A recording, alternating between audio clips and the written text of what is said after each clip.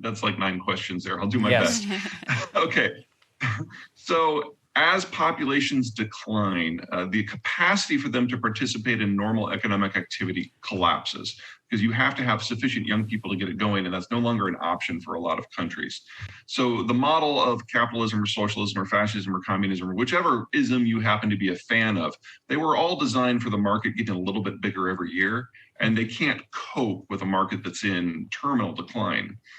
In terms of global affairs, if you don't have safety on the high seas, and the US is the only country that can even pretend to guarantee that, the steps that allow for modern manufacturing supply chains, the complexity that brings us the goods that we use every day, that breaks down. In that sort of environment, individual countries will feel forced, or out of a sense of opportunity, to take matters into their own hands and try to generate regional manufacturing hubs, regional spheres of influence. The problem is that the resources you need to fuel a modern, industrialized, post-globalist world are not equally spread out around the world. They're very concentrated. So oil in the Persian Gulf, cobalt in Congo, nickel in northern Russia, for example. Not everyone can reach everything. The United States should be pretty much okay because we're going to be combining the Western Hemisphere with maybe the Japanese and Southeast Asia. But for everyone else, you're looking at sharply truncated capacity to access the inputs that allow modern life to happen. So we're seeing some of this going on right now with the Ukraine war. There are a number of countries who are completely reliant on globalization to allow them to import energy. China's probably at the top of that list. And in a world where Russian crude is going offline bit by bit, that means the entire map of where crude can go is going to reshuffle. So it's probably going to look something like this. As the Russian crude falls offline, the Europeans, who are their primary customer, are going to go back and reinterface with countries closer to them that they have better relations with, primarily former colonies. That's North Africa and West Africa. There's enough there, plus Norway, to supply the Europeans. But that means that Russian crude is going offline and North and West African crude is going offline. That means there's not enough left to go to East Asia. Now, the Japanese have a navy. They can reach the Western Hemisphere, work with the Americans, still get supplies in. But China can't. China is a good example of a country that is absolutely screwed from this new sort of environment. They've mined most of their own country out, and the resources that they need from further abroad are concentrated in certain footprints that the Chinese can't reach. So China and a lot of countries in the broader world will not be able to access affordable and ample energy supplies to maintain their current system. And they also can't reach the cobalt and the nickel and the copper that is needed to maybe try their hand at the green transition. And in that sort of environment, you're not just looking at a trade breakdown in East Asia, and a population bust. You're looking at a loss of the inputs that are necessary to maintain today's economy, much less the future one. And that suggests a screaming reverse in economic activity and a deindustrialization of the system. That doesn't simply make the Chinese no longer rich.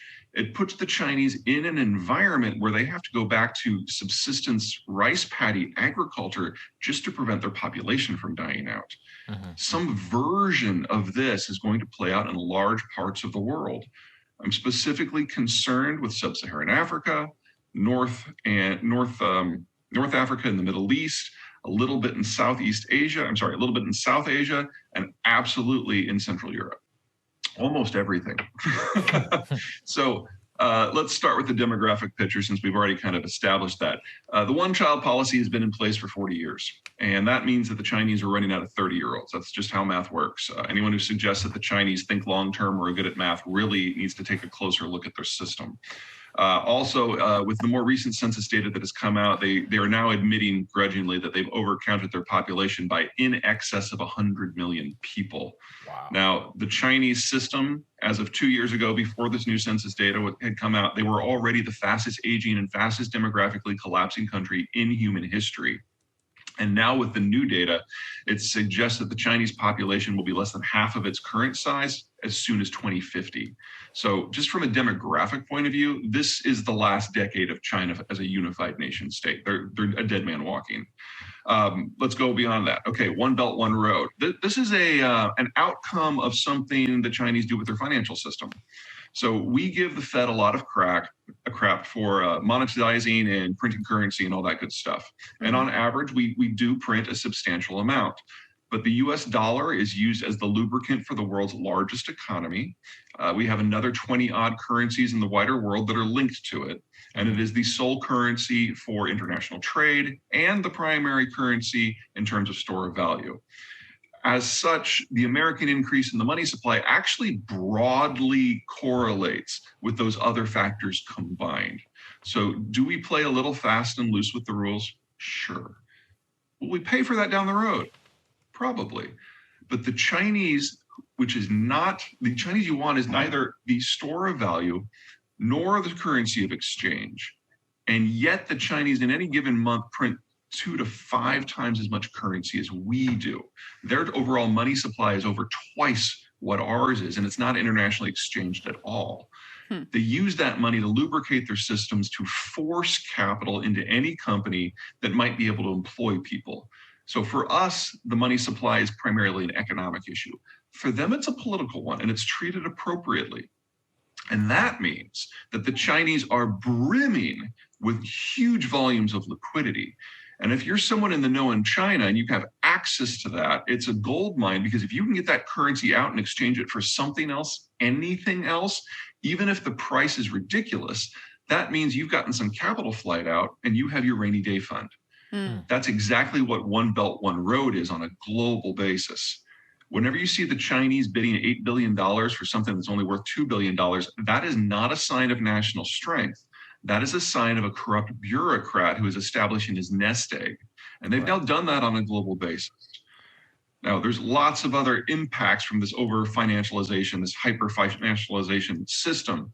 But overall, it does mean that each individual Chinese company of size could not survive in the global environment unless that money keeps coming.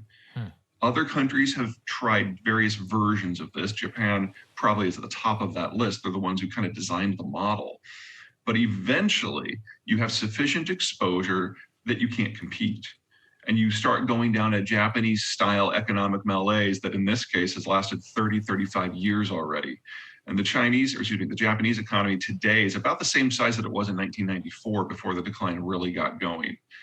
That is the best case scenario for the future of China, a slow, long stagnation. But there's a lot of reasons to expect it to be a lot worse.